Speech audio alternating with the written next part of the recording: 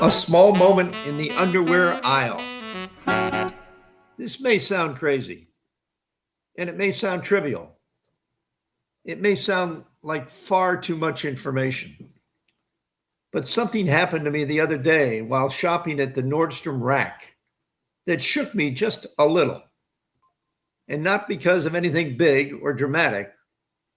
In fact, quite the opposite.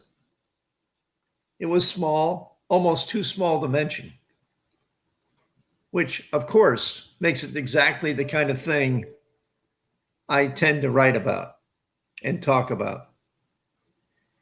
It was my first time ever shopping at the rack. That alone is probably telling. However, I've been a Nordstrom devotee for decades.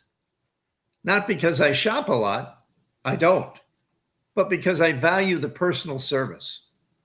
I like being known, I like being helped, I like the quiet reassurance that someone is paying attention. But that's another story. This story takes place in the underwear aisle. Yes, underwear, possibly TMI. But here we are. I was looking at packages of 3 of men's underwear, neatly wrapped, very efficient, very modern, when I noticed something that stopped me. They weren't just labeled small, medium, large, and extra large. They also listed waist sizes: 36 inches to 38 inches, 38 inches to 40 inches, and so on. And suddenly, I realized something mildly alarming. I had no idea what my waist size is. It's been that long since I bought underwear. So I did what once would have seemed completely normal. Instinctively, almost without thinking, I walked over to the clerk standing just outside the fitting rooms and asked a simple question. Would you measure my waist? Her response was immediate and emphatic. It wasn't a polite no. It wasn't a hesitant no. It was a no. Loud, certain, final. The message was unmistakable. What on earth are you thinking? I was genuinely taken aback.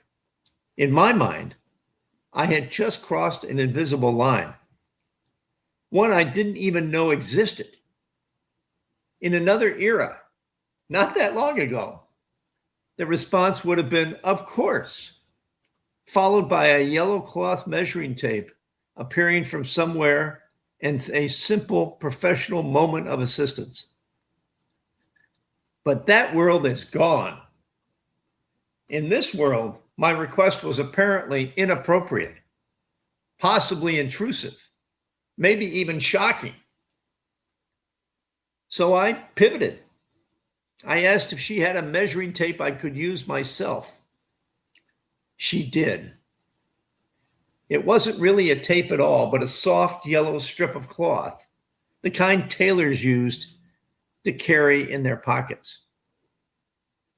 And there I was, an 80-year-old man standing awkwardly near a fitting room, trying to measure my own waist, hoping that I was doing it correctly. And that turned out to be its own small challenge, because it raised a question I hadn't anticipated. Where exactly is my waist now? There were, to be brutally honest, 2 possible places where that tape could reasonably go, and they did not produce the same number, and neither number delighted me. In fact, I was a little surprised by what the tape had to say, and not in a way I'm particularly proud of.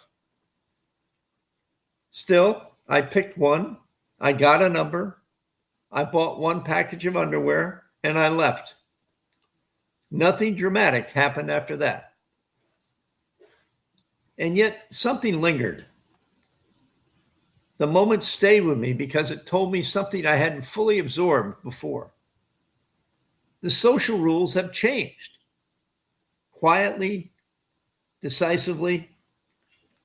And if you're not paying attention, you can suddenly find yourself on the wrong side of them without meaning to be. This wasn't about prudishness. It wasn't about offense. It was about boundaries, new ones that now exist where old ones once felt normal. And it made me wonder, how many other moments like this am I missing? How often do I assume the way it's always been still applies? And how many small shocks like this lie ahead, waiting in ordinary places? The underwear aisle was not where I expected to learn any of this. But life, as it turns out, doesn't ask us where we'd prefer to be taught. Sometimes it just hands us a yellow cloth measuring tape and says, figure it out for yourself. Be sure to subscribe to Meandering Musings wherever you get your favorite podcasts. For more about Neil Peterson and to read more Meandering Musings and travel essays, visit meanderingmusings.net. Tell your friends about Meandering Musings and leave us a review on Apple Podcasts.